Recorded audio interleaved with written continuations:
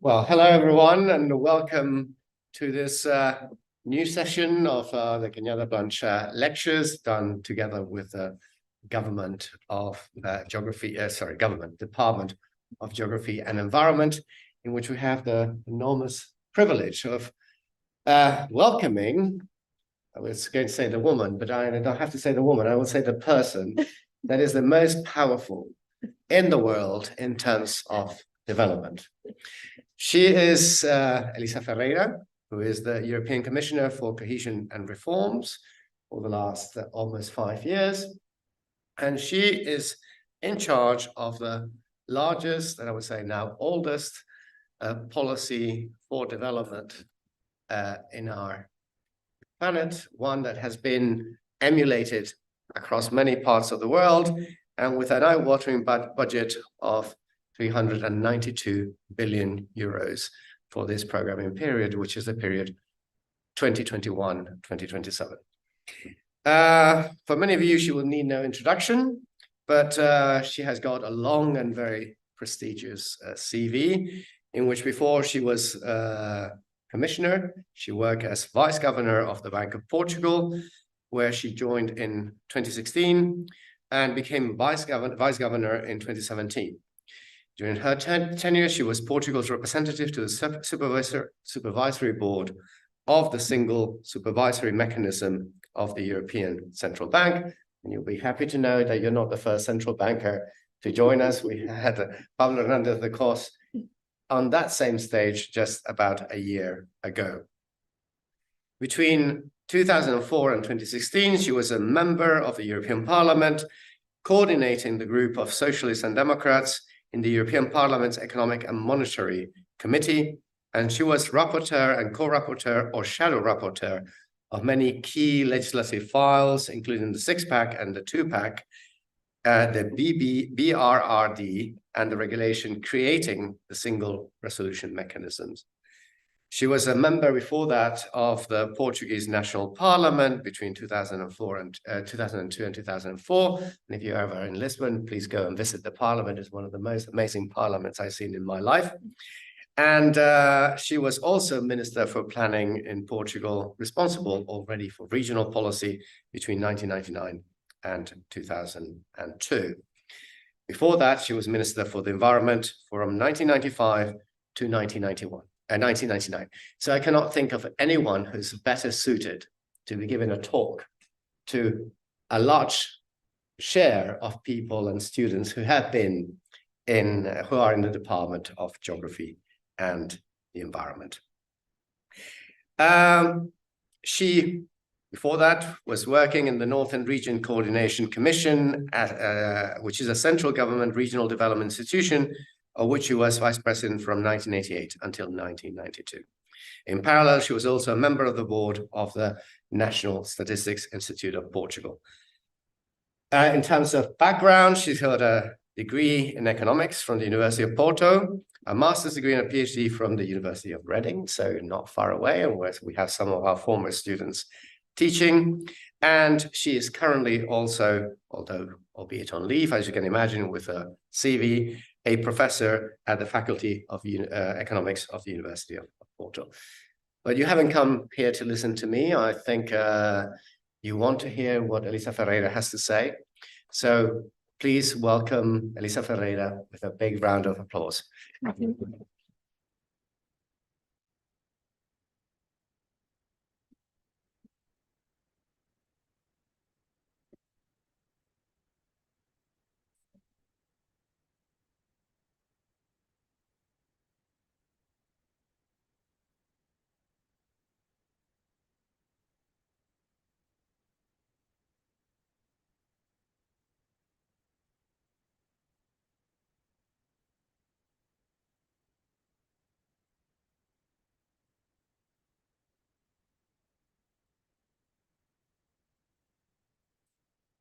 Okay, thank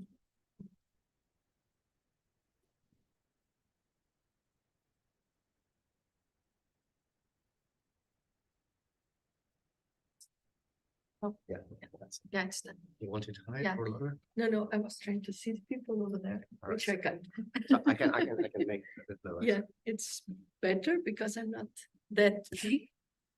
Well, thank you very much. Thank you very much for being here. Thank you very much to Andrés Rodríguez-Pose and for this invitation. And I'm very, very honored to be here. I'm very honored also to have the opportunity to exchange ideas with you and to listen to you. I had the chance, it was organized by Professor Ricardo Crescenzi and by Andrés Rodríguez-Pose to exchange with some of you also on your work, on your research. And in fact, it is really a pleasure for several reasons, because the majority of you are young people. That's what we care for, is to engage with you. The future is yours, it's not ours, or mine at least. And on the other hand, because we need more and more quality research, quality thinking, analysis, if we really want to do the right policies.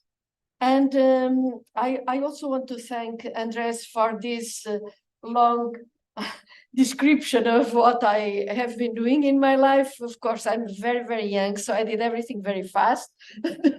But anyway, I believe me that the more we do, the more we research, the more we have to work and analyze and research throughout our life and our career. And in fact, it is a great honor for me now to be in charge of this portfolio, so cohesion, at the European level. And at this level as well, we are faced with doubts, with difficulties. And this is why we just asked some colleagues, inclusive these two very well-known professors, among other people, to come and to work and to advise us under the coordination of Andrés Rodríguez-Pose. So what I'm saying here today is just kind of sharing with you, because I don't know exactly what your expertise is, but to share with you some of our policies, some of our objectives, some of our doubts, because we need everybody on board in order to progress. And in fact, the title, European Cohesion Policy as a Driver of European Integration, is in itself already a very interesting topic that was suggested to me by Andrés in particular. First, the European project, because I think the European project is something that I find amazing, because it's a group of countries that didn't conquer each other. They decided to work in a peace context, freedom context, and to promote growth, joint growth.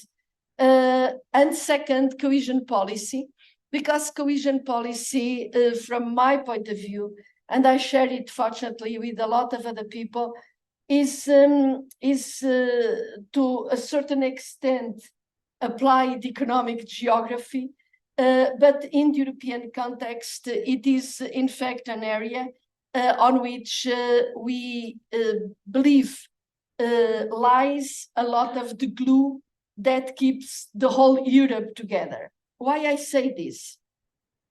I say this because, in fact, we talk about European Union, and sometimes we disregard the fact that inside the European Union, you are talking about these 242 regions.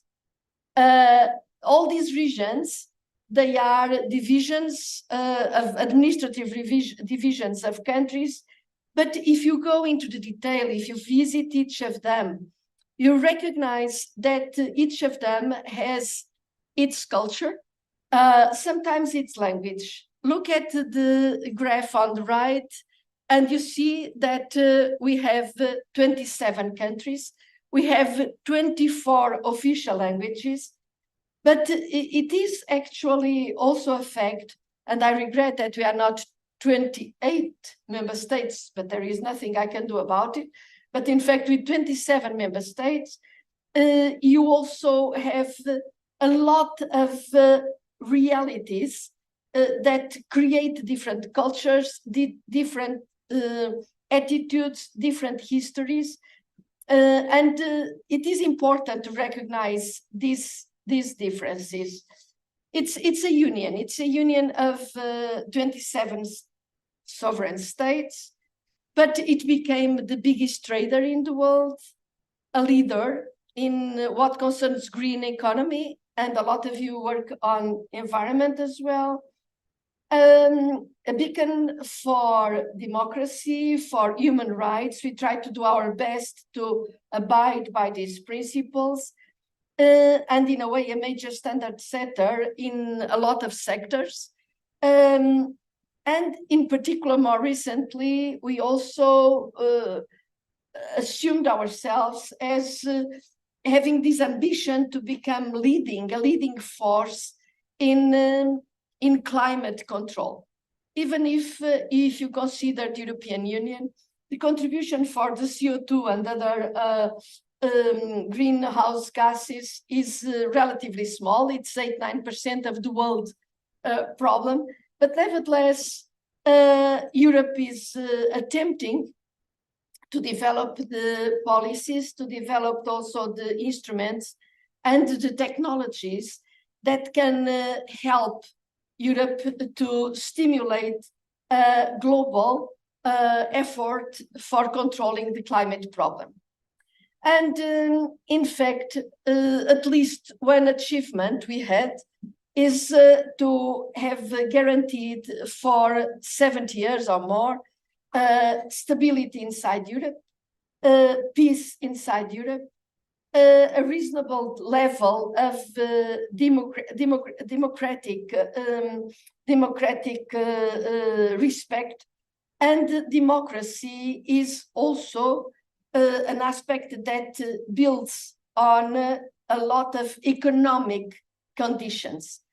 You talk about democracy, everybody talks about it, but the truth is that, in fact, if you don't have access to education, if you don't have access to health, if you don't access now even to the internet, your participation in the building of the country, in the political life of the country, is very, very reduced, is very limited.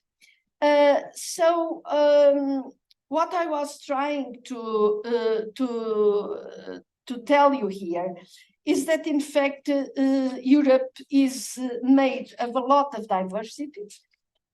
We talk about each of these regions has often very strong administrations. Let's imagine what happens in Spain or what happens in Germany, where there is really a big power at regional level.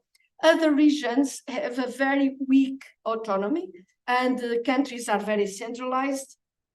But each of these regions, and I've been traveling quite a lot, and often people, they say that instead of saying that they are, for instance, from Italy, they say that they are from Basilicata, or they are from Puglia, or they are from Asturias in Spain, or they are from Basque Country, or they are from Bavaria. Because there is all this background of history, of traditions, of identity. There are parts of Europe that are spread. We have the outermost regions, some of them in the Atlantic coast, in the Americas, in the Indian Ocean, small areas, but nevertheless, they are part of this group. And we could, I think, say very easily that this is a project that is unity in diversity. And this diversity calls for a very special care, a very special attention when we are taking policies that cover, in theory, the whole Union. And if we go a little bit back, I would say that in Europe, probably more than anywhere else, geography matters. Geography has a lot of importance. a statement of only 20 years ago when we're saying, okay, geography has disappeared and history doesn't matter anymore. I think, quoting Mark Twain, rumors of the death of geography or of the death of history have been greatly exaggerated, because in fact it matters, and it matters even more and more each day. Because economic geography has regained this power in our everyday life, also the interest on how to address the diversity of the economy, of the languages. Certain countries have several languages inside them. This requires a very, very special approach.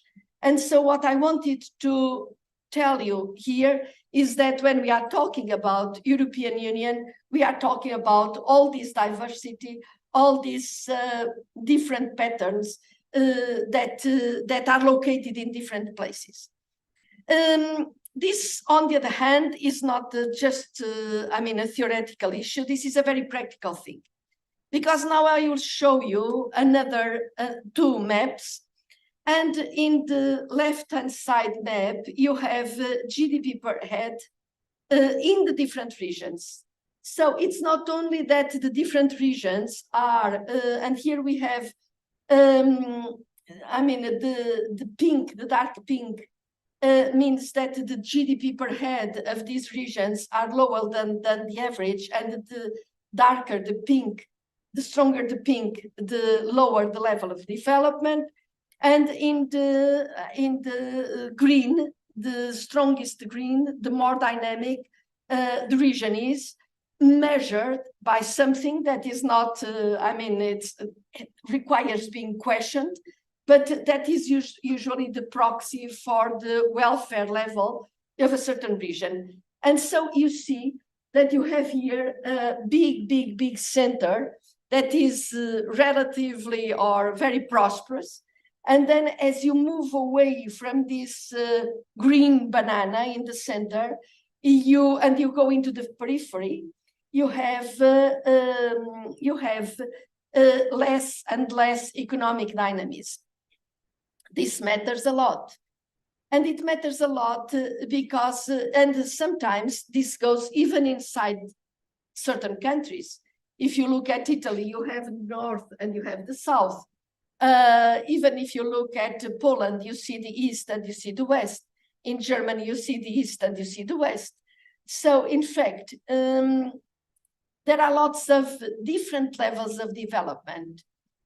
And the scale of the differences can be quite substantial, with certain regions performing with the higher levels of GDP per capita. So they have GDP that is over 50% or even more of the average. Whereas you have certain regions, and you see here in the eastern part, in Bulgaria or in Romania, in parts of Romania, parts of Bulgaria, you see, in fact, very, very low levels of development, and sometimes with 1/3 or little more than 1/3 than the European average. If you look at the right-hand map, then you have another interpretation of the situation, because you see the change, the average change of this GDP, the GDP growth, yearly growth rates on average between 2001 and 2019. So 19 years, how in the last years, broadly speaking, how the evolution, what is happening. And you see, comparing the two graphs, that in fact, the less performing regions of the eastern part of Europe, grosso modo, yes, they still have a lot of work to do, but they have been growing quite fast. The deeper the green, the higher the level of growth. Whereas you look at prosperous regions, regions that are relatively well, like France, for instance, or like that in the other map are, I mean, in the higher than the average, and they are stagnant. So stagnant means having a dark pink. The very, very deep pink is recession. They are growing negatively. And the mild, the almost white means about growing very, very, at a very slow rate. I mean, 1% or around that. And then you have the gradients in between. So if you look at this, you have a picture of what is happening in Europe. So there are regions, and the work done by Rodríguez-Pose and by and other colleagues shows very clearly that in fact we have a phenomenon. One phenomenon is the level at which you are. The other phenomenon is if you are getting out of the situation or if you are stagnant. And you can be stagnant at a high level of development, or you can start losing power. You can be stagnant at an intermediary level or at a very low level. And you see, comparing the two maps, you see exactly the kind of picture I was trying to share with you.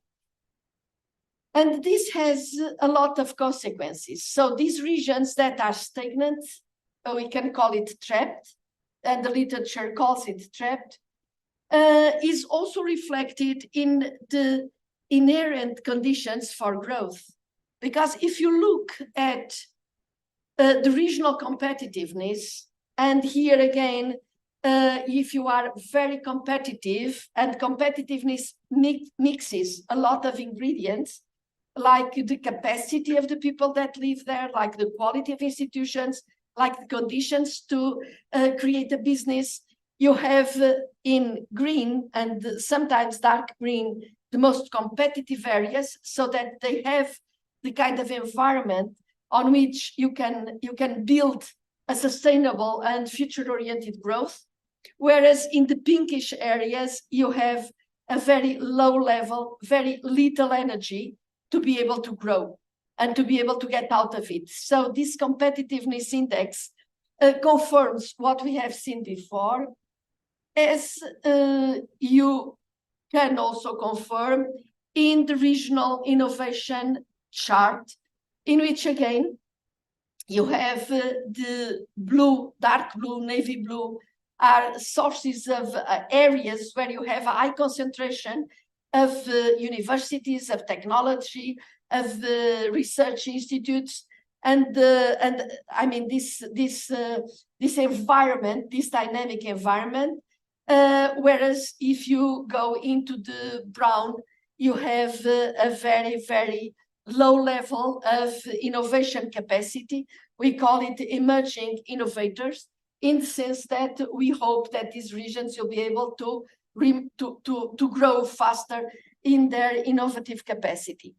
And you also see that, for instance, if you look here in the right part of the graph, you have the internal imbalances inside some countries.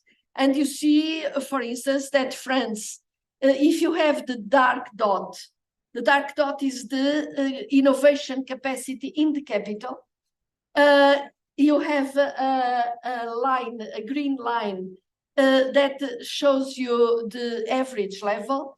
And then you have the different regions inside a country. So the divergence is not only perceived across countries, but inside certain countries. And the sequence goes from the high level to the low level of innovation capacity of the different member states. So you have Sweden in the highest level is Sweden. I don't know if you can read the letters underneath, but the first one is Sweden, the last one is Romania.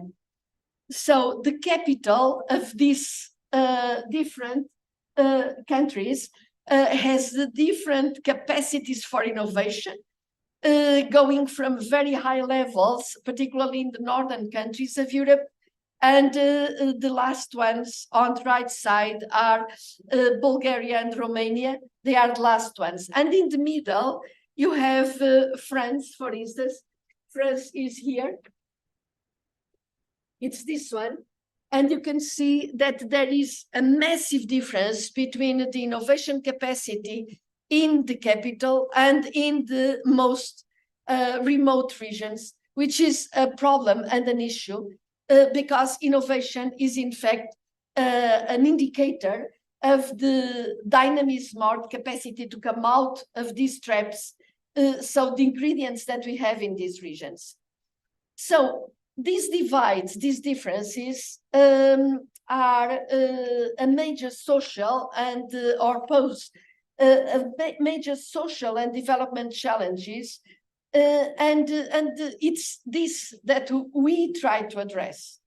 And we try to address in particular, after we published 2 years ago what we called, and some of these maps and graphs come from there, we have got for every 2-3 years, we published a kind of diagnosis of what is the evolution of the different regions in Europe.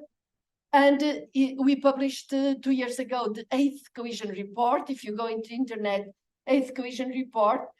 And we realized that in fact, as some of the theory was already suggesting, that we have regions that are at different levels, and then regions that they are losing their energy to get out because they are somehow trapped for quite a while.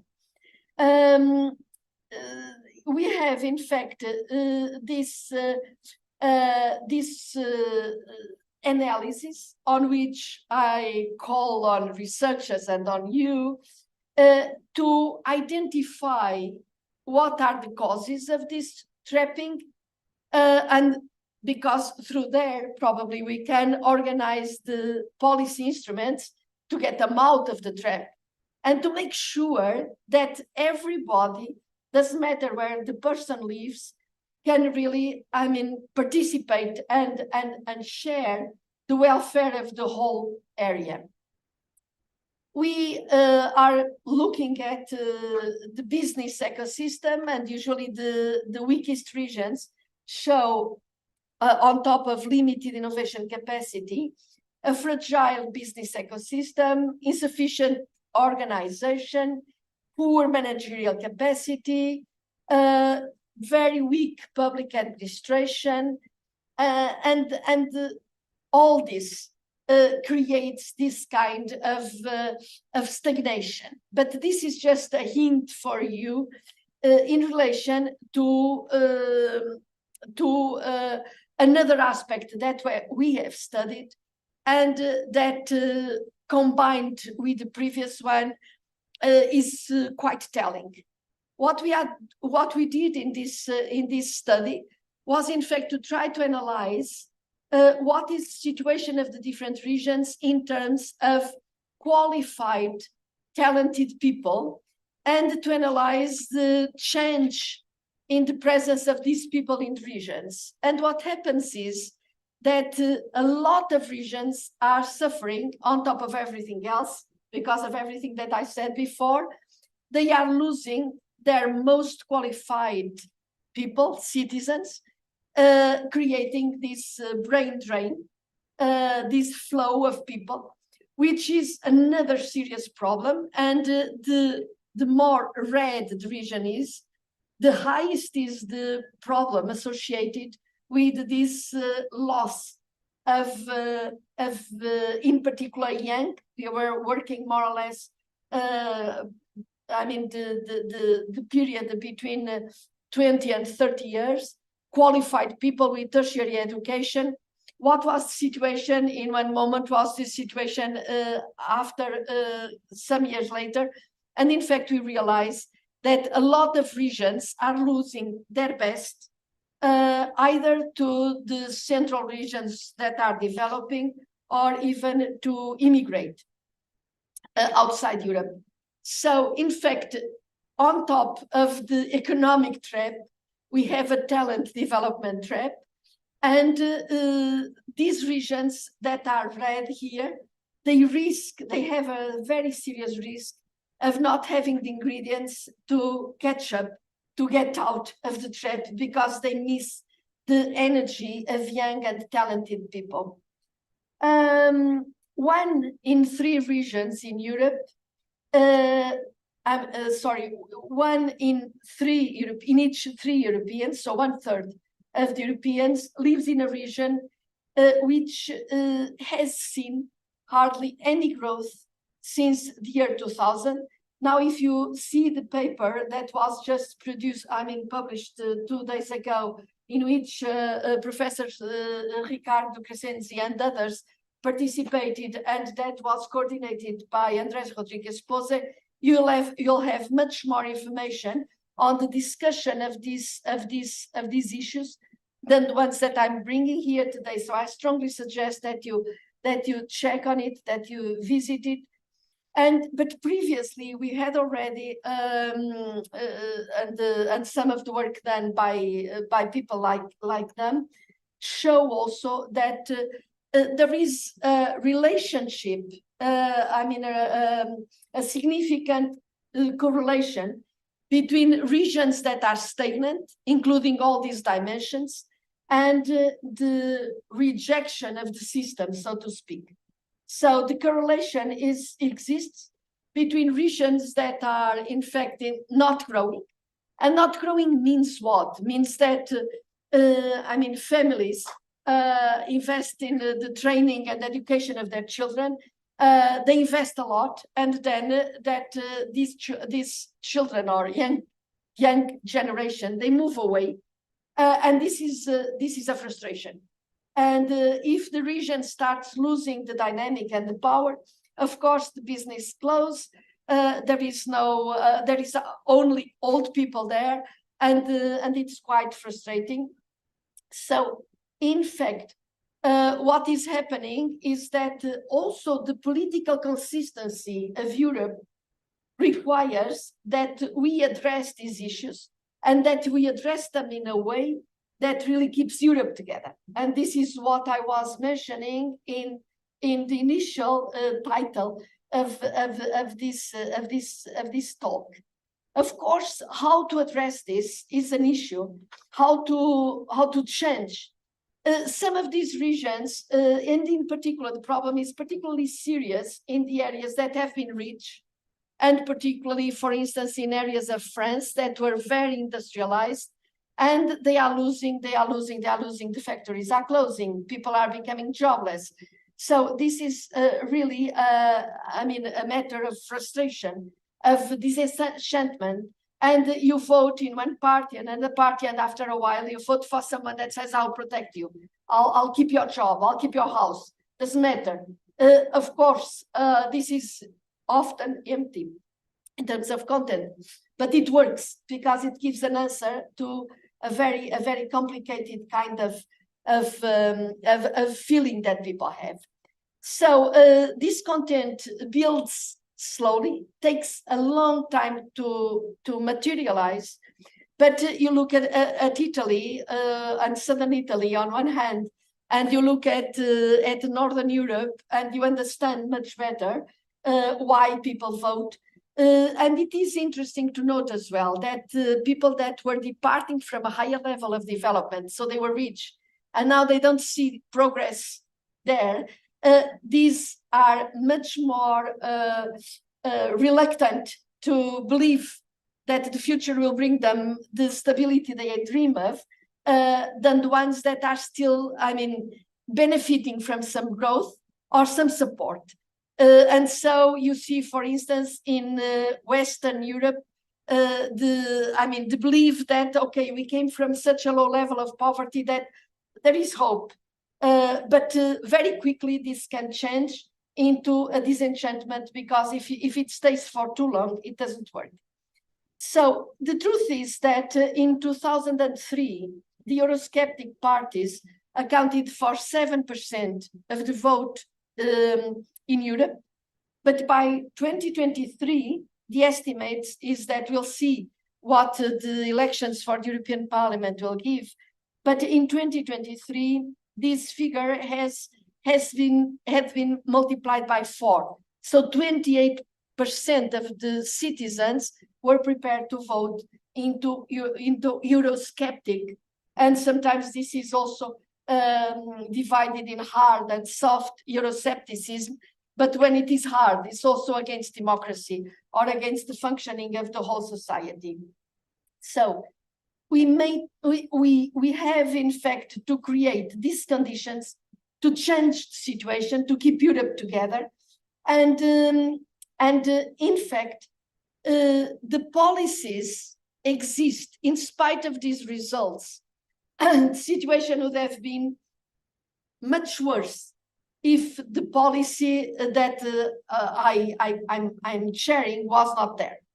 And then I'll give you some figures, but already in 1957, when the Treaty of Rome was established, it was written that reducing the differences between the various regions and the backwardness of less favored regions was one of the objectives of European integration. But the argument, I mean, this recognition gave origin to a policy that is cohesion policy. And this cohesion policy, since the beginning, was considered a crucial element to keep Europe together, because, in fact, Europe adopted a model of free competition, free exchange, free movement of goods in the beginning, and progressively free movement of people, free movement of capital. So if you have free movements, and at the same time you have huge divergences in the different areas, you are bound to create a system in which there is a lot of discontent, because there is the winner takes it all. So it is very difficult to imagine that without a policy that really compensates the stress that is done on the different regions, this could have been holding together for so long. So, in fact, also there is in the theory, in the economic theory, this argument that, and some of you, the ones that have addressed economic issues, you recognize the theory that there are mechanisms that rebalance growth. They rebalance through the price mechanism. So when labor is scarce, so in theory, the places where labor would be moving out, the cost of labor would go up, so salaries would go up. So by the end of the day, people would move there. And the reverse would happen in relation to the movement of capital. And so we could hope that this would work. But in fact, the reality shows that it doesn't work like this. Probably it's important, before we adopt a theory, to go through the assumptions of the theory. And for instance, it was interesting when Tony Van Abels addressed it, in the sense that there are lots of market failures, because the salaries are not set at the regional level. So the salaries don't go up and down like this. Also, there are lots of frictions for companies to move, because companies want to be located within clusters, within ecosystems, in which they have the proximity of good labor force, good amenities, other companies that have relations or don't with them.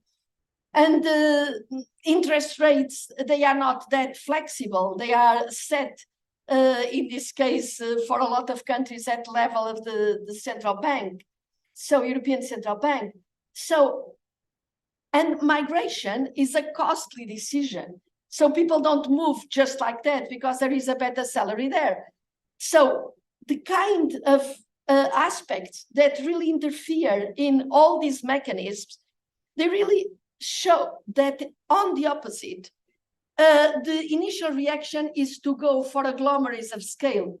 So you see more and more people and more companies and the most qualified people moving to the high performance centers.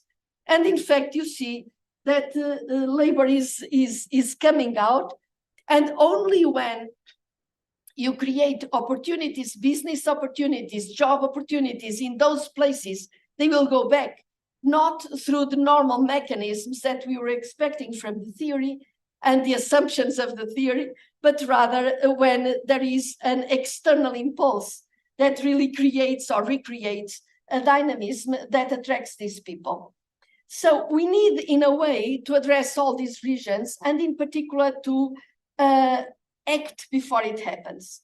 So going and analyzing what are the assets and liabilities of each region, and trying to match them with the external activities and with the international value chains in order to attract new activities and to train people for that purpose is what we are asking to see and trying to analyze. And in fact, the book that Ricardo Crescenzi and Oliver Harman just published touches exactly upon this, how to prepare regions in order that these regions can get out by tapping on the opportunities that exist in the international business and create these good jobs.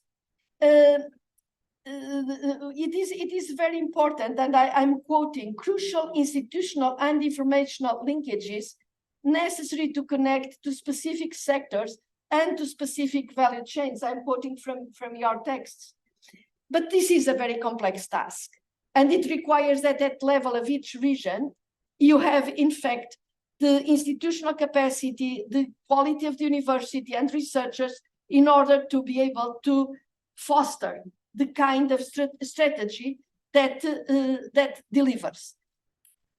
This policy that exists since the origin of the treaty, but it has been revised and reinforced and so forth, it's in fact trying to fill these market failures. So if the market doesn't rebel us automatically, we have got to do something about it. And in fact, the European Union has a very small budget. Sometimes we forget this. The budget of the European Union is 1/3 of the total wealth, 1% of the total wealth of the area. So it's really seed money. It's 1% of GDP. But 1/3 of this GDP is used in the agricultural policy. 1/3 is for all the other things that Europe does, and 1/3 is dedicated exactly to cohesion. And it's very interesting to understand that with this, almost 400 billion euros for 7 years, and that is about 340 billion pounds or 430 billion dollars, around this value. In fact, what we try to do is to use the money to, in a proportionate way to the needs of the regions. We assume that the richer regions, that they can really organize themselves in order to support their own development. And so the weaker the region, the higher the value that is allocated to that region in terms of support per capita, per inhabitant. And then we concentrate that necessarily in the weakest regions of Europe, and we finance what happens there according to a plan that is negotiated on the basis of a 7-year period, exactly with the European Commission. Historically, when the country is in a very low level of development, we tend to focus on basic infrastructures. Progressively, we move, or we foster the countries and regions to move into higher level and more sophisticated value-added investments. So we move from supporting bridges, roads, water systems, progressively to go into support to research, support to innovation, support to risk capital, support to academic work, relationship between the companies and the innovative centers on high-level skills. And at the same time, of course, organizing the transition towards a greener and more sustainable and more technological society. So, in fact, in particular, we work with, and we have an extra funding for those regions that depend a lot on carbon emitting industries, because for them the transition is harder. So we have an extra funding for them. So we support basically training, infrastructures. There is a variety of issues. Now, what are we talking about? What is the impact? I didn't hide, and I wanted to share with you what is the picture now. But in fact, it is important to note that if we look at what happened during these years, cohesion policy has added over 0.5 percentage point every year to long-term growth. In particular, in weaker regions, it has added more than 1% to the normal natural growth. If you look at the countries that joined the European Union after 2004, so 10 new countries, and I'm talking about Poland and Romania and then Croatia later on, and Baltics, I mean, all these newcomers, we are talking about an average GDP per capita at that moment when they joined around 50%, 52% on average. Now they all have, on average again, 77% of the European GDP per head. And there is a calculation that was presented in this report, which I find even more telling. The population across Europe living in countries that had less than 75% of the average in terms of wealth, of GDP per capita again. It was in the year 2000, 24.6%, and it is 5% now, 5.3%. So you see the convergence of the different countries, even if the situation still has a lot of challenges. But at the regional level, the figures are much less enthusiastic, which shows that in a lot of countries, when the average grows, it's because inside there is a huge difference between the capital normally, or the most developed pole, and the most backward regions. And if you take the regions, the progress is much less evident. It comes from 29% of the population in those areas. And now, I mean, in 2023, it was 27%. So there is a progress, but it's not as evident as at the level of member states. So this is to share with you some of the results, some of the remaining problems. But in fact, it is also true that according to recent model simulations, the open market, the larger market, if we manage to rebalance at the same time the capacity to participate, because the idea is not to transfer money as a kind of subsidy, it's to create conditions for each region to be able to play the game and to get a bit of the opportunities opened by the internal market. And if we look back, the EU as a whole, because also the countries that in theory don't need support, they benefit because they enlarge the market. If you think of Poland, a lot of companies, I mean, they were suppliers of the works that were done in Poland or in Romania. And now foreign direct investment is moving into those countries. So they are benefiting. So it's a gain. But it's a big gain. But the gain is not reflected in contributions to the budget and income that is transferred through the budget. Budget, as I told you, is we're talking about 30% of 1%. So that's of the total GDP. But in fact, our estimates on the period 2014-2020 was that the EU as a whole gained an additional almost 1% of GDP, and 1.3 million jobs were created. And in fact, as Andres was mentioning, we have the feeling that this kind of place-based approach to economics and to development is gaining some support. We are in contact with China, for instance. China started a program that is called supporting 592 poor counties across China. Also, we see something of this place-based in the US Inflation Reduction Act that looks at territories. And we are exchanging with a lot of countries that really look with a lot of interest into this support. The World Bank, for instance, calls it the biggest convergence machine in the world, because it is in fact a very significant kind of thing. And if you ask people recognize that the quality of life in the different countries and regions, even in the most remote ones, has changed completely after accession to the European Union. But nevertheless, challenges are there, looming. You see climate, you see in Europe a very serious problem that is shown here in this last map. This is the demographic change.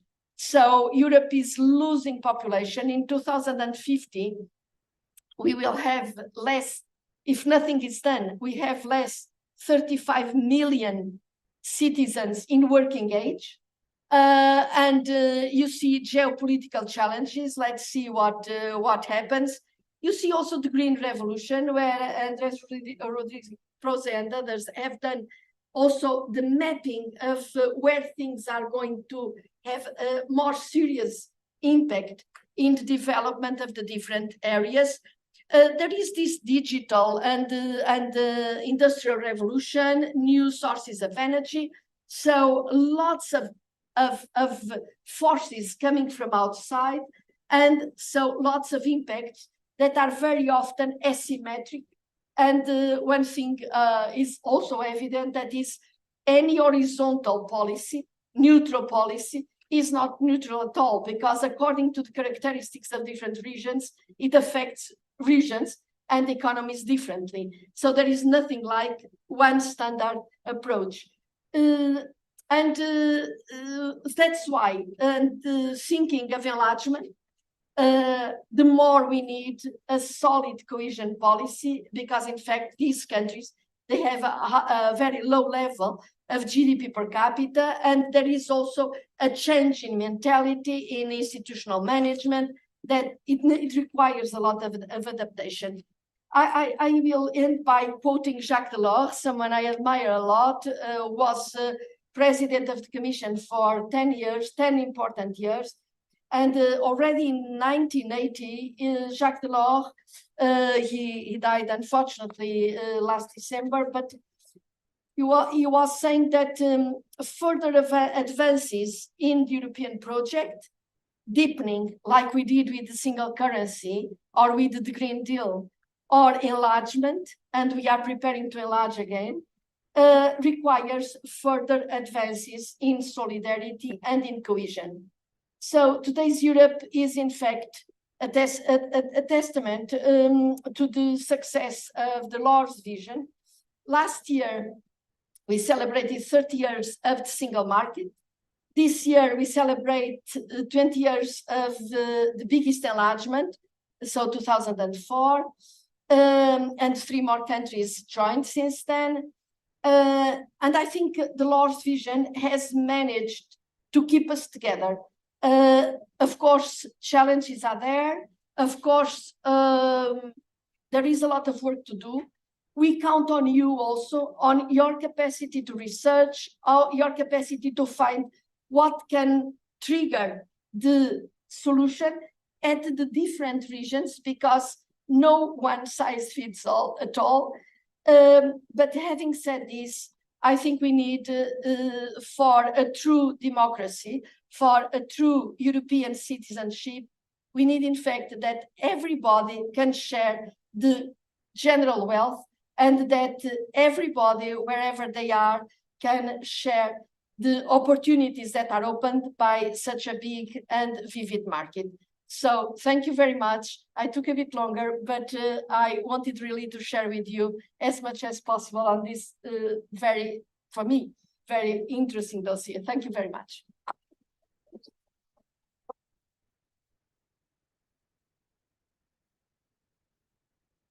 Thank you very much, Commissioner Ferreira, for a very, very interesting and thought-provoking talk.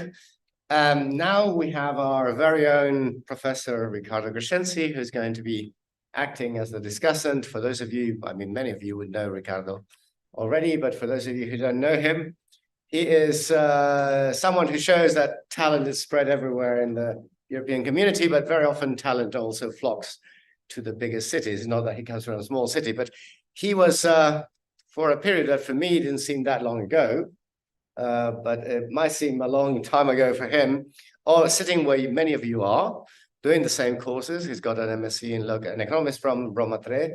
He did an MSc in local economic development from the LSE, and then he finished his PhD in Roma 3 and was a postdoc researcher at the European University Institute in Italy before coming here.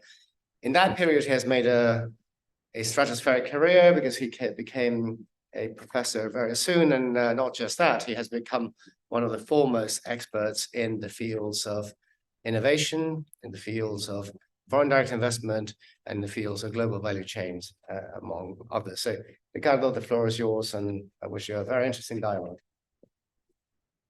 Thank you.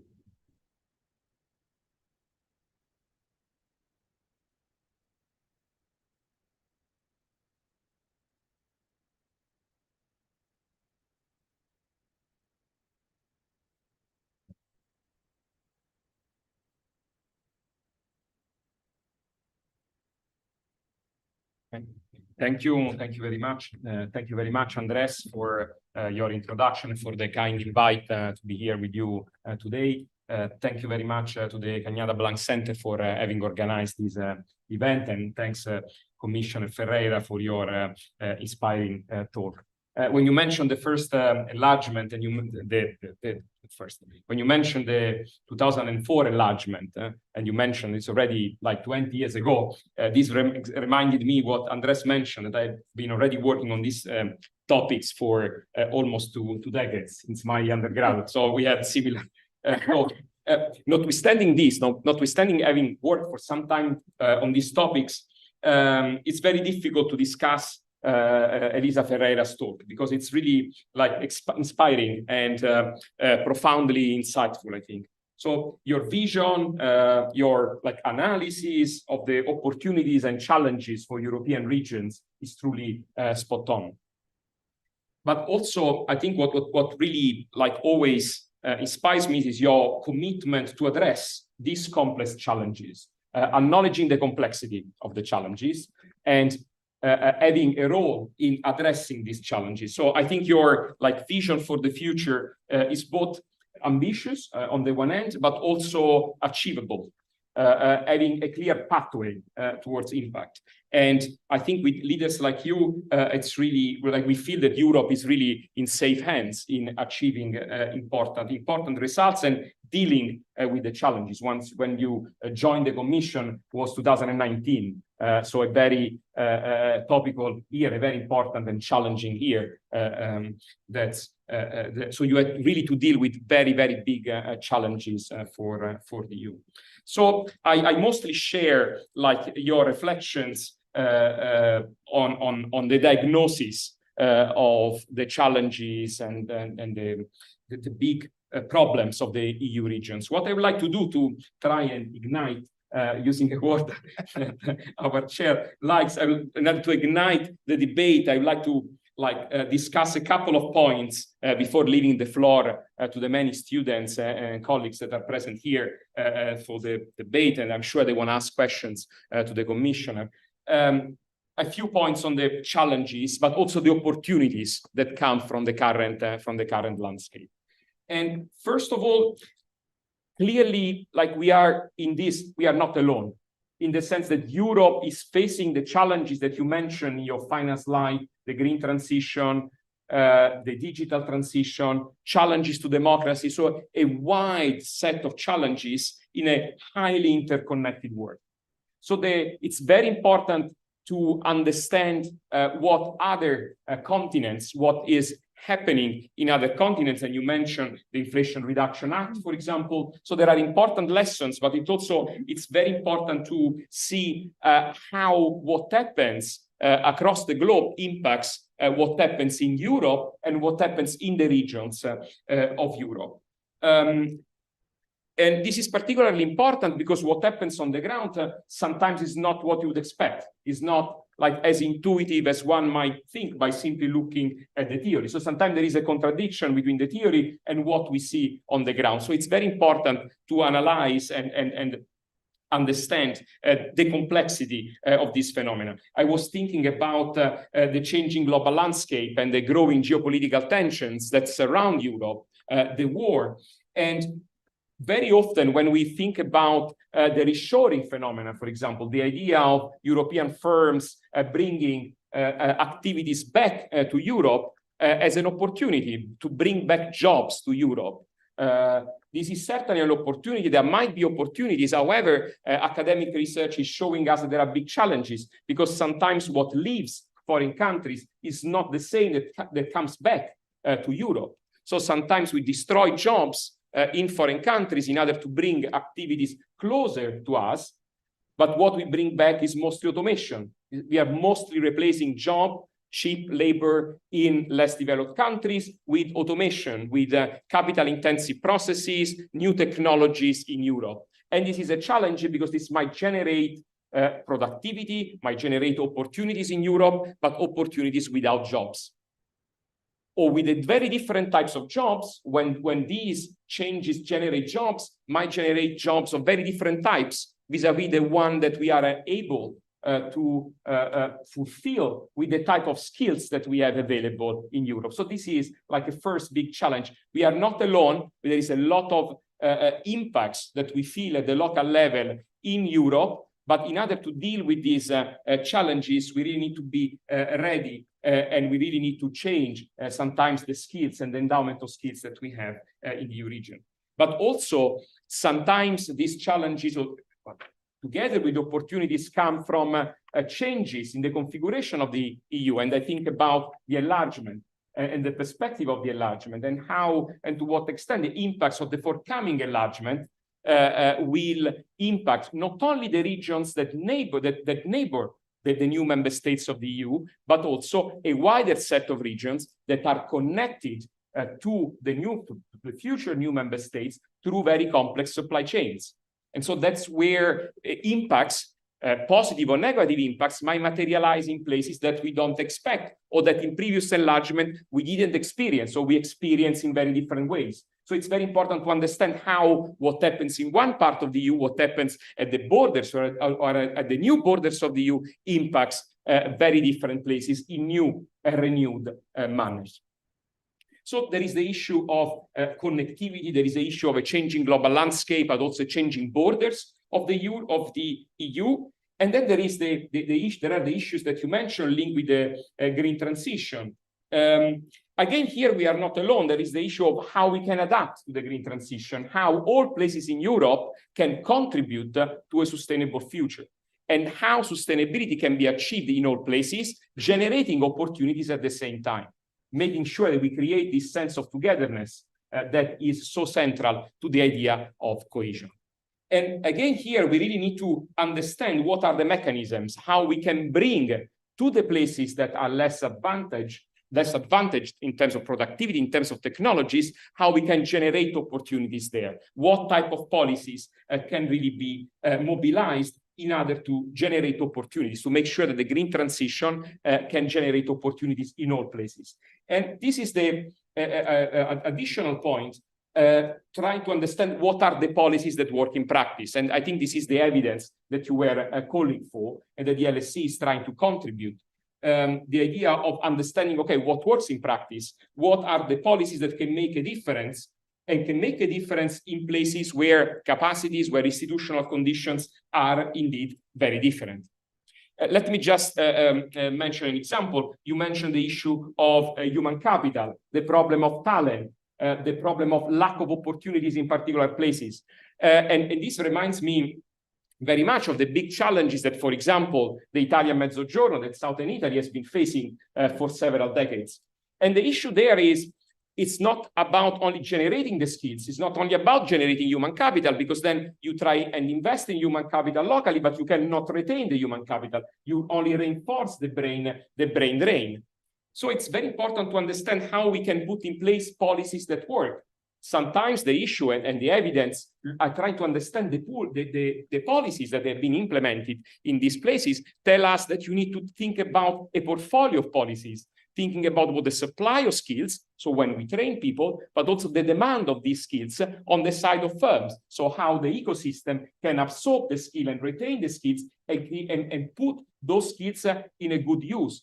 Otherwise, we might be able, even through incentives, to retain people, but we might have people that have very high skills ending up to do very low skill jobs. So what we call a vertical in terms of the quality of jobs, or a type of horizontal mismatch, by which I am a doctor, but I work in the public administration and I just do a job for someone who would need a different degree. So it's very important to make sure that we look at the tools that work in practice that can ensure that human capital is put at the best possible use. And finally, like working from moving from capital, from human capital into productive capital and investment, it's very important to think about policies that work to create the connectivity that we mentioned before, leveraging global value chains, leveraging foreign direct investments. Can we do that through public policies? In London, we know that it is possible to leverage investments to generate productivity, innovation, jobs, and then foreign direct investments and skills work together and form like a local base and self-reinforcing sort of mixture. The issue is how to make sure that this virtuous circle can be reproduced elsewhere. And again, it's very important to think about practical tools that on the ground, in a simple, enforceable manner, can generate change at the local level in order to ignite, in order to get started with this process. So to do this, we need definitely like knowledge. That is something that universities can provide, but definitely what is needed are also more data. It's also more information, more transparency, for example, on the expenditure, how policies are implementing, making data. And the Commission has made very, very significant progress in this area, but it's very important to continue in this direction in order to make information available to make informed decisions along the lines that the Commission has suggested. Let me close my discussion, close and hopefully open the discussion on a positive note. When we have done research on the link between the EU cohesion policy and voting patterns, thinking about the forthcoming elections, looking in particular at the most important case where citizens were asked to vote specifically on the EU, looking at the Brexit referendum, what we have found is that people indeed tend to vote more for the EU, more for the process of integration, not where they have received more funds. So it's not about transfers, it's not about charity, it's not about transferring money, that's about impact. So people tended to vote more Remain, where there was a combination of exposure to the EU, so indeed being in receipt of EU funds, like some regions in the EU, in the UK did before Brexit, but at the same time seeing change, being able to see a positive change in the living conditions of the people in receipt, of the places in receipt of the money. Just seeing money being spent without impact, without change in your conditions, in particular, in this case, we are looking at employment opportunities. So this idea of the future, it's something that can backfire, because I see that EU resources are transformed into policies of waste rather than policies that generate opportunities. This is to say that impactful policies and evidence-based impacts that generate change, that generate opportunities are fundamental, not only to the future of cohesion policy, but to the future of Europe and of Western democracies more generally. Thank you.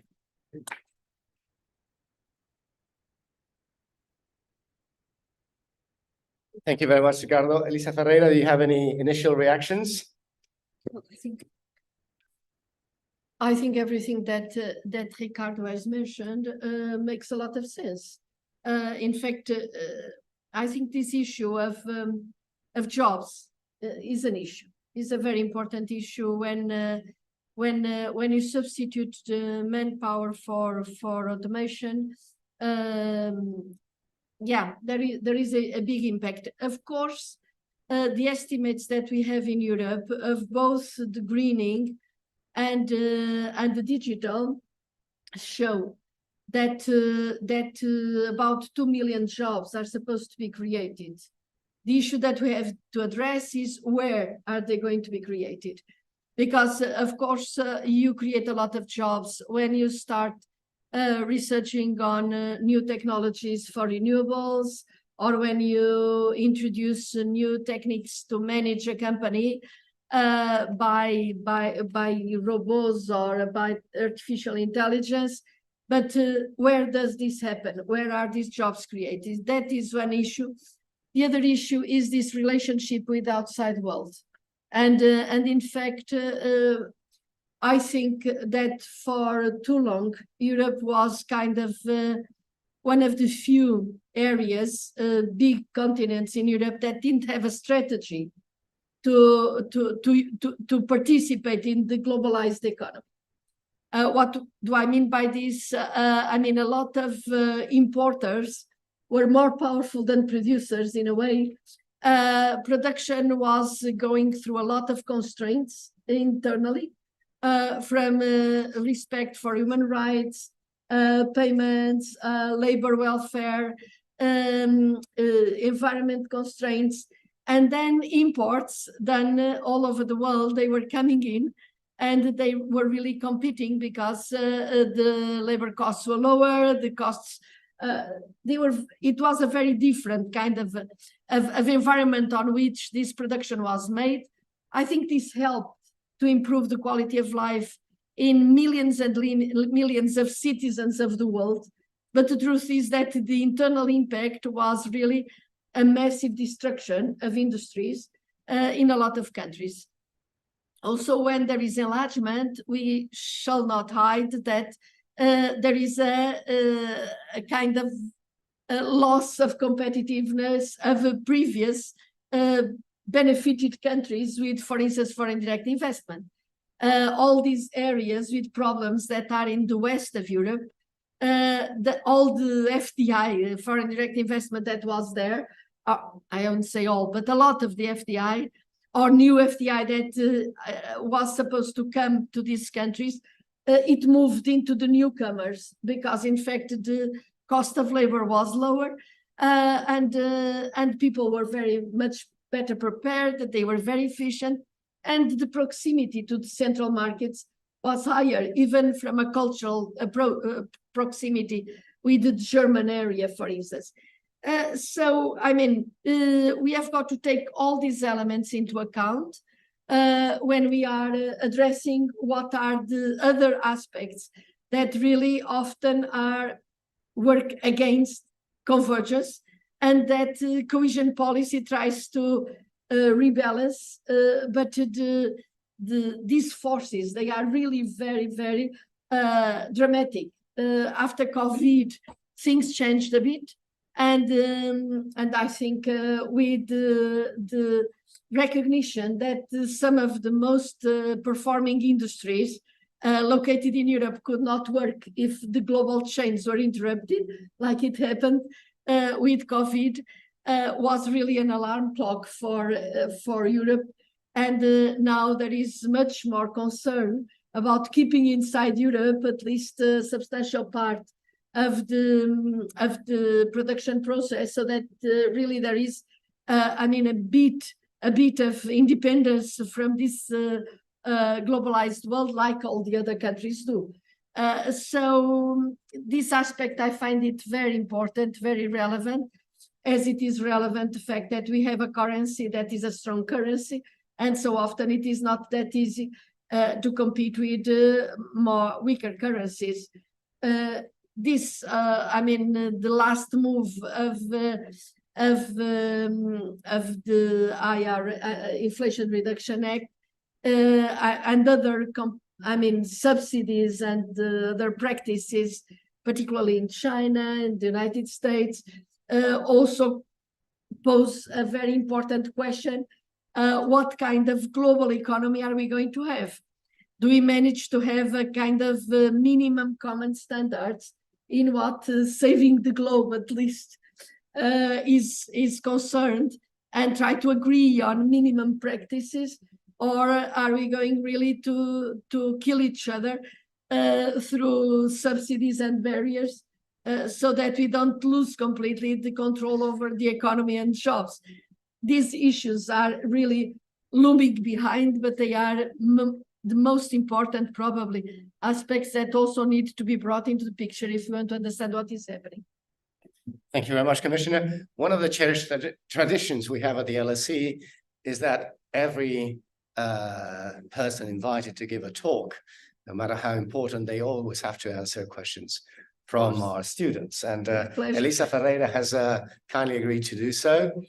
And just remember, I'm going to ask questions from the floor, but when I ask for a question, it's not for a statement. A question should start by what, why, how, or to what extent, and finish with a question mark. So please go ahead.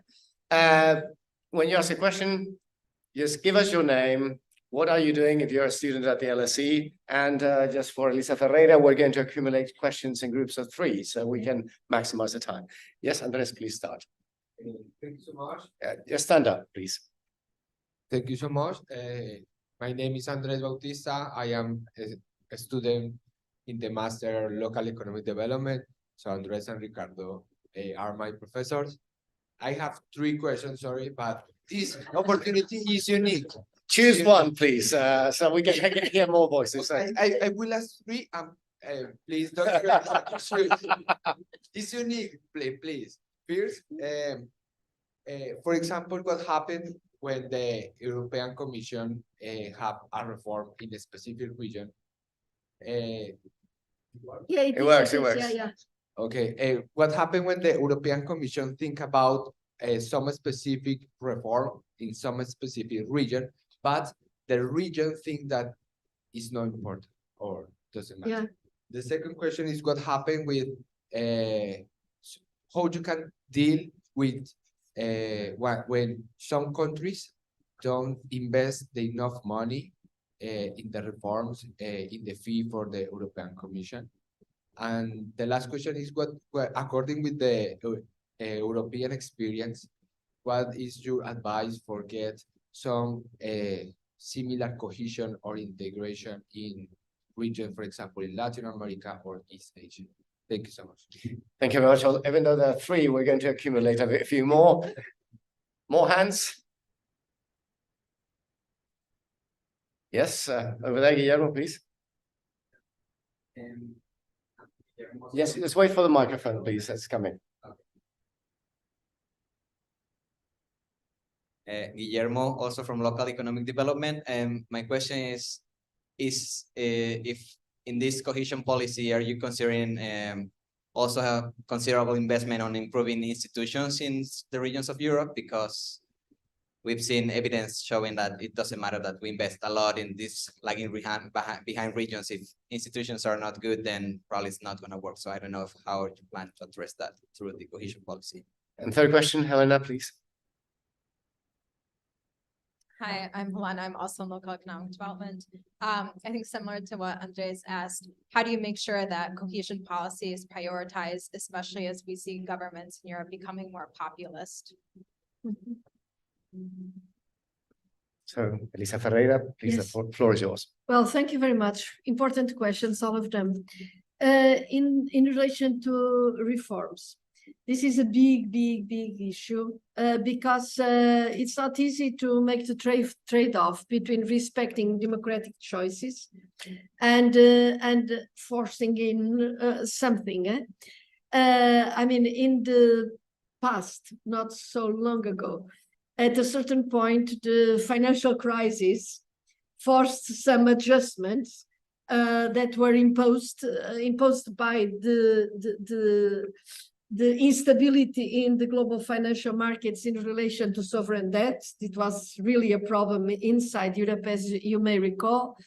And this forced a lot of new legislation, by means of which countries had to go back to another kind of compliance with, in particular, targets in terms of deficit, in terms of debt, because I mean, otherwise they would have a contagion effect, killing inclusive the common currency. So as everything is interconnected, and so if one of them starts not being accepted as a reliable debtor in the international market, that can affect the whole of Europe. In that context, we started a kind of procedure that we call the European semester, in which each year there is a kind of opinion on the country and what the country should do. More and more we are trying to, to incorporate inside these recommendations, these country-specific recommendations, aspects that relate to other issues, rather than only the aspects that were relating to deficit macroeconomic variables. In the recent exceptional support that relates also to cohesion, but it's not a pure cohesion agenda. So for the first time, when we had the pandemic, the European Commission proposed and the member states agreed to go into the international market and to borrow. And for the first time, the 1% budget of the European Union was increased. It's almost the double of the normal budget. Through, it was in particular, more concretely, 800 billion euros that were borrowed in the financial sector with the guarantee of the member states. And with this, there was a special support to member states in which some reforms were suggested, and the payments would be transferred to the member states once the member state would do this transformation, these changes. And this worked for a lot of member states, because it was a stimulus, and also it was some of the reforms and are costly. On the side of this, we have since 10 years or so, we have another entity, another DG, another Directorate General that is called, and it's very interesting to speak with them as well, that is led by someone that some of you know, Mario Nava, that is also someone that comes from Bocconi University and all that, but he's a general director, and they support member states when member states want to do reforms. Imagine that you need to reform the education system. So sometimes they do support directly if they have the knowledge. If not, they pay consultants that, and among these consultants, we hire the work of the OECD or World Bank, or even certain universities, if there is this capacity to give this advice, and if the advice is welcomed by the member state. So all the European member states have asked in the last 2 years for this kind of technical support.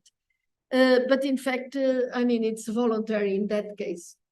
Similar examples across the world. I mentioned some.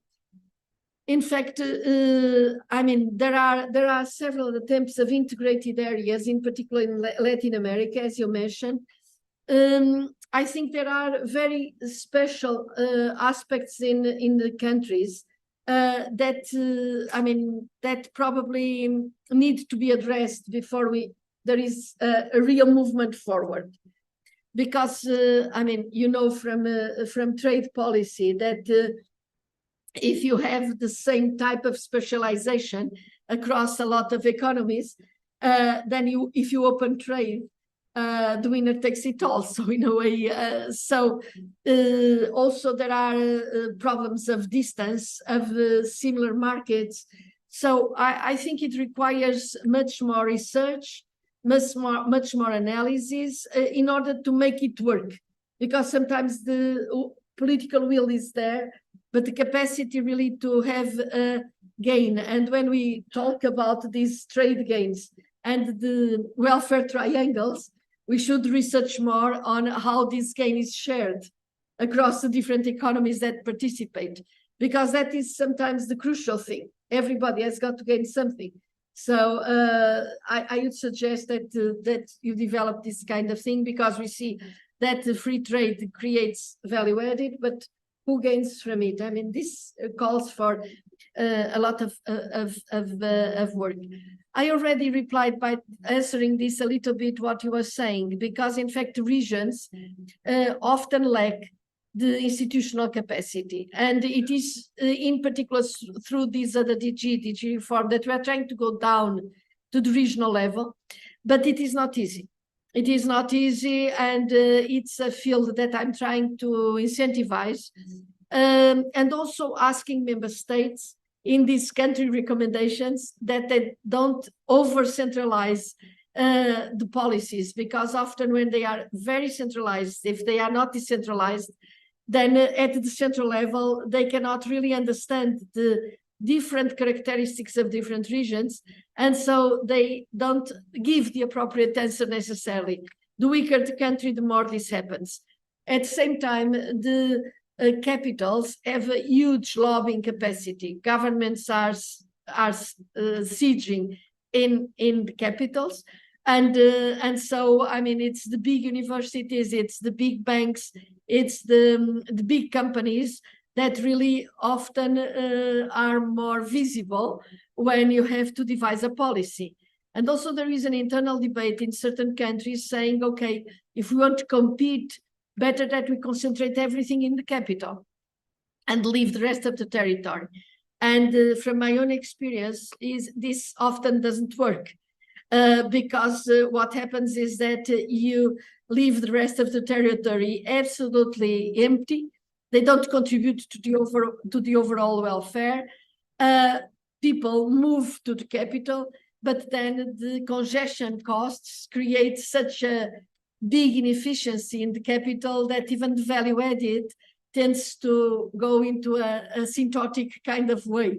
So it grows initially, but then it goes, and then probably it even declines, because the costs of pollution, the costs of traffic, the costs of the real estate, the housing problem creates the instability of people that cannot find a proper house. This creates a lot of costs in the big capitals. And so if you look around and if you look at the most performing countries, often they have a multipolar approach. So they have different urban centers, which gives a lot more resilience. And sometimes this is even strategic, but you have got to have this kind of understanding from the government, from the country as such. And also I would add that sometimes they believe that cohesion policy is European competence and that they can do whatever. I mean, I'm exaggerating, but some countries, they don't take cohesion as one of the, among the priorities of their internal policy. And this creates a lot of inefficiency, apart from disenchantment with a lot of people. Then populism, let's see what happens. In fact, one of the aspects that we are trying to do is to make this policy visible. And it is true that sometimes, even if the policy is behind the health center that was created, the roads, the university, the research center, as it is done in partnership with the member state and with the region or the entity, they put a little bit of money and we put the rest. We put much more if there is a weak region. But when there is inauguration, they often forget to say that this was Europe behind, that it was solidarity of Europe, even when the politicians are very pro-European. But, you know, I mean, they have to be elected. And so if they can forget something, it's okay.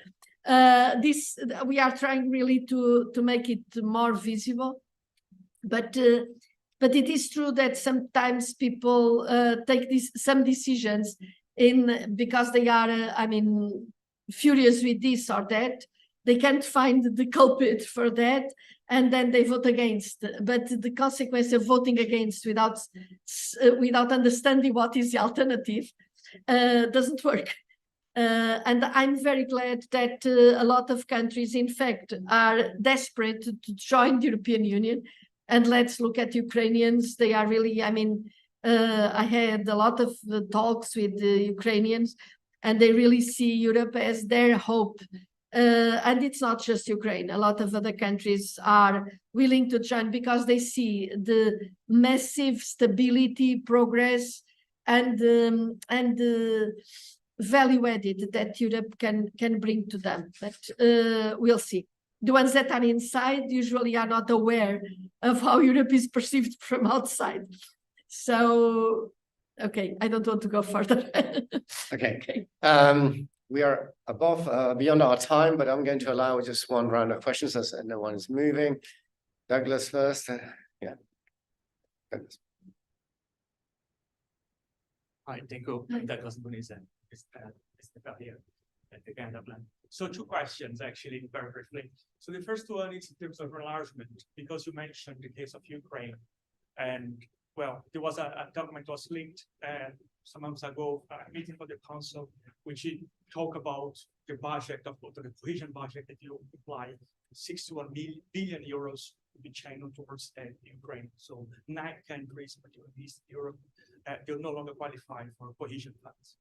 So my question is, would the enlargement also mean a change the methodology or the criteria how the funds are allocated, the cohesion funds are allocated? And also the final question would be in terms of reallocation of firms towards the union, if you would say something in terms of fiscal policies, because what you see is not a regional policy, a national policy, but countries have the autonomy of the fiscal policies, and you kind of see a certain ratio to the bottom in the sense of, well, certain countries have very low corporative tax rates. So wouldn't these countries have an edge over the others, and kind of what? Your question is on budget, fiscal incentive budget or tax policy? Corporative tax. Corporative tax policy. Okay. Okay, I will keep on asking. Just stick it to one question. We're going that way, and then we're going over there. So, Erin, please. Thank you so much for the talk, Commissioner Ferreira. My name is Erin Sofianik. I'm in the Local Economic Development Program. And I'm curious to what extent and how do you think that the cohesion policy funds can be used to secure supply chains and build resilience in supply chains, especially internationally in sectors in which the European Union doesn't have a lot of capacity for production? For example, in like semiconductor chips. And do you think there's a role? Repeat last word. Or speak a little bit louder because sorry, this is not coming through. Hear it. Yes, put it close to your mouth. I'm just curious to what extent you feel that cohesion policy funds can be used to create resilience in international supply chains in spaces where there's not a lot of capacity for production in the European Union. And if you think there's space for that. Then Harris. So.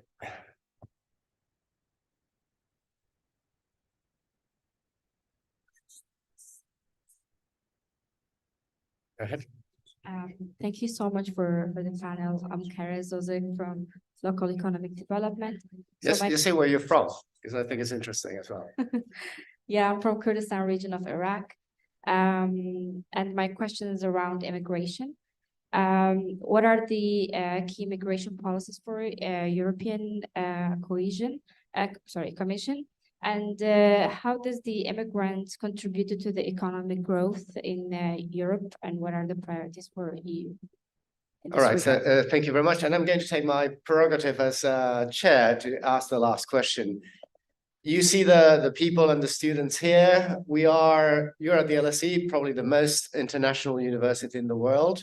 What would be the key recommendations that you will give if they are going to, many of them are going to go back to their countries and implement good things, perhaps do territorial development? What would you recommend that they do?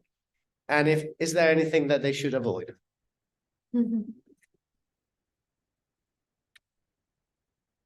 Well, on enlargement, I'm one of those persons that don't tend to worry a lot in the vacuum. What I think is that it's not the first time that we enlarge. So what we cannot do is ignore the adaptations that we need to do in order that the enlargement is a success. And I mentioned, I mean, everybody, I'm Portuguese from origin, and when Portugal and Spain joined the European Union, at that time, the European Economic Commission, EC, I mean, there was a panic in France because they were saying they are going to kill our agriculture. They are going to, because they are going to invade us with fruits and I don't know what vegetables and I don't know what. So, and yes, it was, they were very backward countries. It took us 10 years to get in. But in fact, you see that, and I personally have, because of my previous past, for instance, when there was this, all these water supply systems, it was British companies, French companies, Italian companies that were providing the, I mean, doing the job. And then the Portuguese learned how to do it and they were doing it. Same thing happens with Poland. I mean, the enlargement with Poland was really a nightmare. And you remember the Polish syndrome, the Polish plumber syndrome. I mean, what is this? I mean, nobody is worried with the Polish plumber coming here. And no, I mean, on the opposite, companies are moving there. And the growth is immense because all the potential of this country is growing. And even small countries like Portugal, as I mentioned, the biggest bank and the biggest distribution companies is Portuguese. So because there is an enlargement of the market. So the way you do it is the critical thing. It's not enlargement itself. Is, of course, we have got to revise or to review the institutional framework, because it's difficult to get an agreement with so many partners at the table. We have got to rethink that. Cohesion policy has got to be reinforced, and but I think it's very risky if people perceive that they will lose money or they will lose conditions for growth just because there is enlargement. Of course, there are aspects that I mentioned already of transfers of FDI and all this. We have got to live with that. But at the same time, we have got to be able to explore all the potentiality of helping Ukraine to rebuild, for instance. So I think we have got to manage, but I think we have done it before, and we managed. Then you were asking about the corporate tax. That is a big issue. Now there is this initiative from the OECD to have a minimum tax. I find it very, very, very logic. In fact, with time, I mean, the tax policy was one of the aspects that was not harmonized in Europe because each member state wanted to have its own tax policy. And in fact, only the TVA is in a reasonable agreement framework, but the direct taxation is a prerogative of each member state. But the truth is that we care about the internal market, but when companies move from, I mean, in an answer, in a response to a very low tax regime, of course, they are transferring profit to these constituencies. And this creates a situation in which the budget of each country ends up, if nothing is done about it, being paid, I mean, by the labor, taxes on labor and taxes on small companies, which is really very, I mean, a big distortion in competition and in fairness, so to speak. So, of course, this is welcome. the European member states accepted it. There is progress, because one thing is the minimum rate. It's this first step, and the other step is a reasonably harmonious calculation of the taxable income, because the exemptions that you put, so the methodologies have got to be agreed. This is work in progress as we are speaking. So, but there is progress in that direction, and I think it has got to be done, I mean, side by side with the internal market, because otherwise it doesn't work. Then I think the two questions that were asked, they are related in a way. Support to companies, and support this support to companies are limited by state aid rules. So I mean, if there are some limits that we call the minimis limits that really allow for a minimum of support to these companies, but otherwise you can only finance certain companies to certain limits that are considered not to jeopardize the internal market. More recently, there was an agreement, I mean, 2 weeks ago, between the co-legislators. So the Commission makes a proposal, then the European Parliament and the Council change it, and they get to an agreement. They got to an agreement that you can subsidize or support more heavily, and we call it STEP, which was a recent initiative, the industries that are future-oriented, trying to mirror a little bit the impact of the Inflation Reduction Act. So industries such as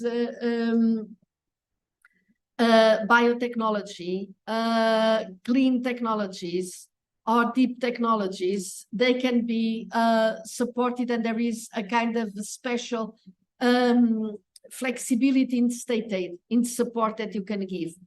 And at the same time, this started a little bit earlier, and with STEP, we are enlarging this possibility of financing these special companies, the possibility to finance them from with using the cohesion funding, if the region decides to do so, and if it matches the characteristics, to avoid that only the countries that have deep pockets can attract these companies. We'll see how it works.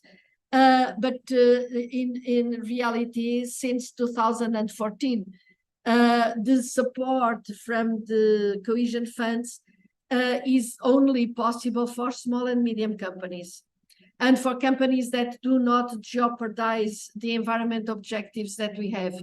So do no harm to environment is a criterion for selection, but because particularly, I mean, in the past, the big multinationals, they were playing around, asking different regions, how much do you offer if we locate there, creating X jobs, and by the end of the day, in particular multinationals, they were gaining a lot of extra support that was not needed, just as a consequence of this competition. So cohesion policy stopped since 2014 financing these big companies, but now exceptionally in the areas of the just transition plans and in these sectors, it is possible to use cohesion funding to support big companies.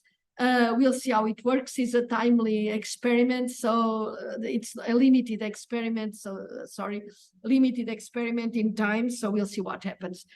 And in relation to your question, it's as in regional development, one size doesn't fit all.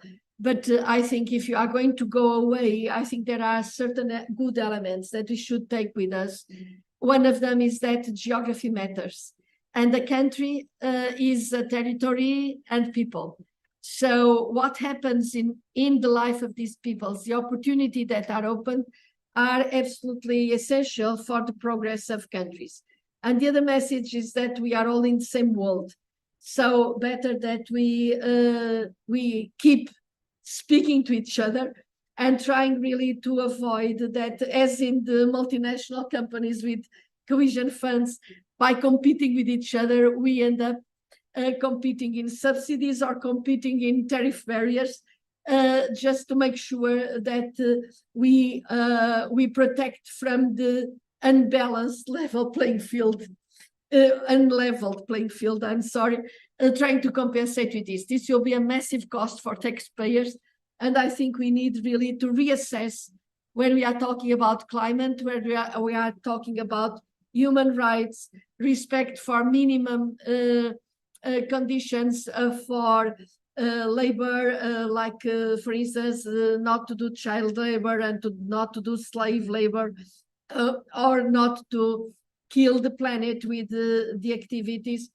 I think we should better move quickly to agreeing minimum standards adapted to the different circumstances, because otherwise I believe that will be fighting among the different blocs, competing with tariffs and subsidies. But of course, I think it is also a responsibility that if we want to control, for instance, migration stops if people have good living conditions in the place where they are coming from. So probably support to development is quite an interesting investment, provided altogether we get the capacity to do it, but we need migrants. And this is my final thing, because as you saw, in fact, the demographic dynamics of Europe is very sluggish. So we really need migrants, but we don't need to fight with each other if we manage really to reproduce our concerns here at a global level, because it's the same paradigm. We need really to have a more prosperous future for all people in the world. And in fact, the growth is outside Europe. That is truth. Well, thank you very much, Commissioner Ferreira.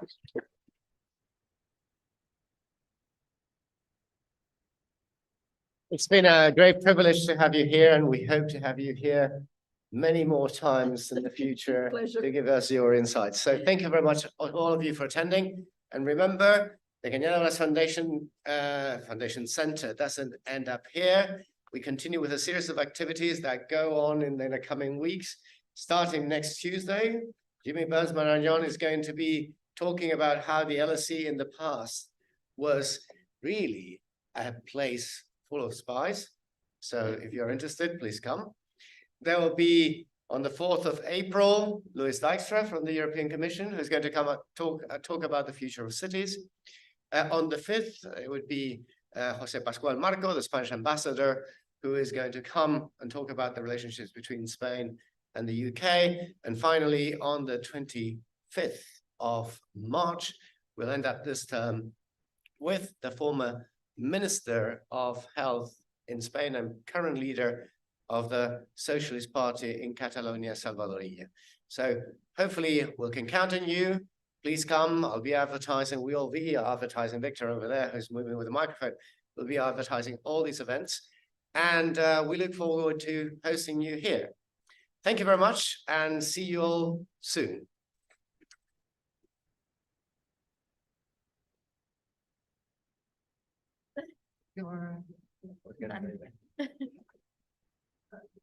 I'm going to take this. Thank you very much. You want the slides? We have slides over here. I don't need it. It's just not to leave it. Not to leave rubbish. Not to leave rubbish around. So Okay.